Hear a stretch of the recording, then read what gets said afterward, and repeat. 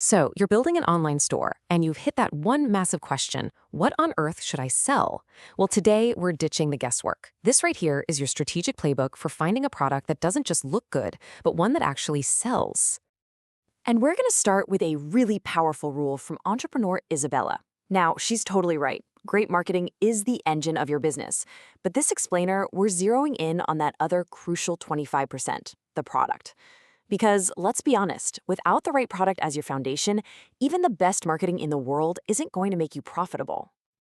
And that foundation is so important because of this number right here: 95%. See, research shows that a whopping 95% of purchasing decisions are subconscious. They're driven by emotion, by social proof, and by that fear of missing out. The right product taps directly into all of those powerful drivers. Which brings us to our first section. We have to get into the winning product mindset. Look, you can have the most beautiful website, the slickest logo, but a great brand just can't save a bad product. Success really starts with understanding why people buy in the first place.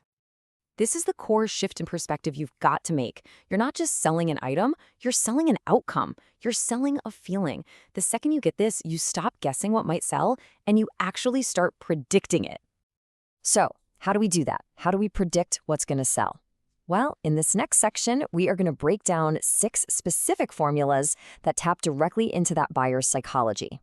Think of these as your practical frameworks for finding products that have demand already built right in. First up, you have to decide, are you playing the short game or the long game? Trending products, yeah, they can offer some quick cash, but they burn out. Evergreen products, like pet supplies or kitchen gadgets, they let you build a sustainable year-round brand. Sure, they can be more competitive, but that's where your awesome marketing is going to shine. Okay, now the ideal profit margin, it is all about the gap you see between these bars. You source a product cheaply, that's that first bar. You sell it for a solid price, the second bar. But here's the key. Your branding and marketing give it a much higher perceived value, which you see in that third bar. This is the absolute sweet spot for things like luxury-style jewelry or designer-looking home decor. You know, products that solve those little everyday frustrations are always winners. Ask yourself, does it save your customer time, maybe like a clever kitchen gadget? Does it reduce their pain, like a posture corrector? Or does it solve an insecurity? If your product can check even one of these boxes, you're onto something really powerful. Next up is the impulse buy. These are the products that trigger that immediate emotional reaction. It makes someone stop scrolling dead in their tracks and think, I need that. They don't require a lot of thought, which makes them absolutely perfect for those fast-paced, scroll-heavy platforms like TikTok and Instagram. Now, this little jingle was for a product called Boba Babies, and it just perfectly captures the magic of our next formula, social proof.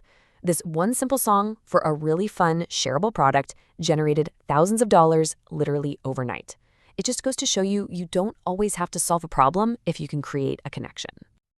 And that story, it just perfectly illustrates the power of social proof potential. So you have to ask yourself, is my product Instagrammable? Is it a conversation starter? If your customers are going to be proud to share it, you found a product with a viral factor baked right in. And the final formula is actually pretty simple. You need a reason to exist. I mean, if a customer can just walk into Walmart or Target and grab the same exact thing, why would they ever buy from you? Your product has to feel special, exclusive, or like some unique find they can only get from your store. So there you have it, the 6 formulas. This is your essential checklist. And notice how they cover everything, right? The product's market fit, its function, and even its marketing potential. So now let's put them to work and actually find and validate some product ideas. It's time to turn your social media time into what I call productive scrolling. You're hunting for trending keywords and hashtags. You can use ad spy tools to see which ads have been successful for months. I mean, that's a huge clue. But honestly, your secret weapon is in the comments.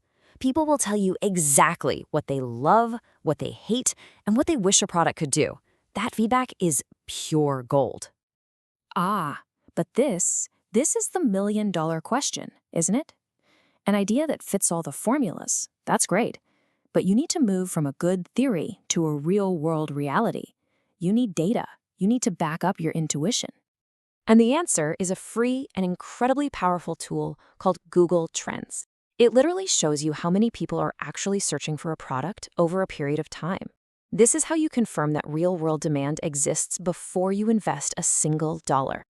Let's just look at an example. Facial steamer. This chart from Google Trends shows consistent search interest through spring, summer, and autumn, and then you see that clear spike in the winter. So this data instantly confirms two things for us. One, people are actively looking for it, and two, it's an evergreen product you could actually build a brand around. And that, right there, is the complete process.